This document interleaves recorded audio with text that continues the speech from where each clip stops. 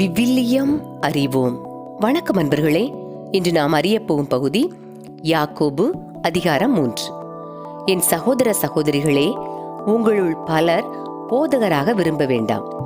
போதகர்களாகிய நாங்கள் மிக கண்டிப்பான தீர்ப்புக்கு உள்ளாக வேண்டுமென உங்களுக்கு தெரியும். நாம் எல்லாருமே அடிக்கடி தவறுகிறோம். பேச்சில் தவறாதோர் நிறைவு பெற்றவர் ஆவர். அவர்களே தம் முழு உடலையும் கட்டுப்படுத்த வல்லவர்கள். குதிரைகளை அடக்க அவற்றின் வாயில் கடிவாளத்தை போடுகிறோம். இவ்வாறு குதிரைகளை முழுவதுமாக கட்டுப்படுத்துகிறோம். கப்பல்களை பாருங்கள்.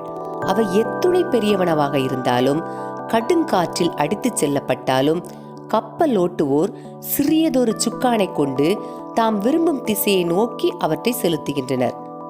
மனிதனாவும் அதே போல ஒரு சிறிய உறுப்புதான். ஆனால் பெரிய காரியங்களை சாதிப்பதாக அது பெருமையடிக்கிறது. பாருங்கள், சிறியதொரு தீப்பொறி எத்துணை பெரிய காட்டை கொளுத்து விடுகிறது. நாவும் தீயை போன்றதுதான். நெறிக்கெட்ட உலகின் உருவே அது. நம்முடைய உறுப்புகளுள் ஒன்றாக அமைந்திருக்கும் இந்த நா நம் உடல் முழுவதையும் கரைப்படுத்துகிறது. அது நம் வாழ்க்கை சக்கரம் முழுவதையும் எரித்து விடுகிறது. எரிப்பதற்கான நெருப்பை நரகத்திலிருந்தே பெறுகிறது. காட்டில் வாழ்வன, பரப்பன, ஊர்வன, கடலில் வாழ்வன ஆகிய எல்லா உயிரினங்களையும் மனிதர் அடக்கிவிடலாம். அடக்கியும் உள்ளனர். ஆனால் நாவை அடக்க யாராலும் முடிவதில்லை. கட்டுப்படுத்த முடியாத அளவுக்கு அது கொடியது. சாவை விளைவிக்கும் நஞ்சு நிறைந்தது. தந்தையாம் ஆண்டவரை போற்றுவது அந்நாவை.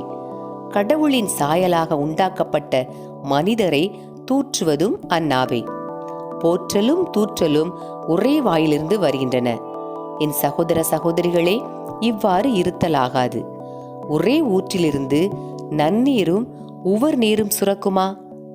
என் நண்பர்களே, அத்திமரம் ஒலிவ பழங்களையும் திராட்சை செடி அத்தி பழங்களையும் கொடுக்குமா? அவ்வாறே உப்பு நீர்ச்சுனையிலிருந்து நன்னீர் கிடைக்காது. உங்களிடையே ஞானமும் அறிவாற்றலும் உடையவர் யாராவது இருந்தால் ஞானம் தரும் பணிவாலும் நன்னடத்தையாலும் அவற்றை காட்டட்டும்.